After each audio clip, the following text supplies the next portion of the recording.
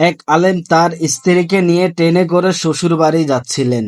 তাদের পিছনে সিটে বসে আছে এক জেনারেল শিক্ষিত লোক ও তার বউ। লোকটির বউ পর্দা তো দূরের কথা, বরং খোলামেলা ভাবেই যাইতেছে।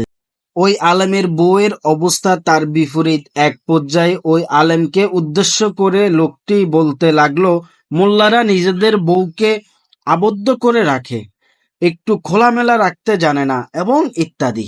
তখন ওই আলেম দাঁড়িয়ে লোকটিকে বলল, ভাই, আপনার ব্যাগটাতে কি?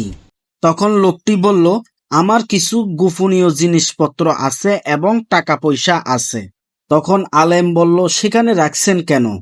তখন লোকটি বলল, মানুষের চোখের আড়ালে এবং সেফ স্থানে রেখেছি।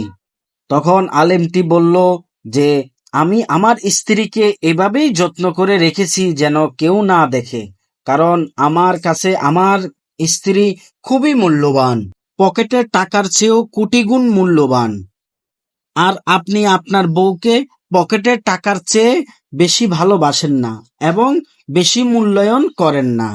তাই আপনি আপনার টাকা পয়সাগুলা অতি গোপনে রেখেছেন এবং নিজের ওয়াইফকে জনসম্মুখে খোলামেলা রেখেছেন।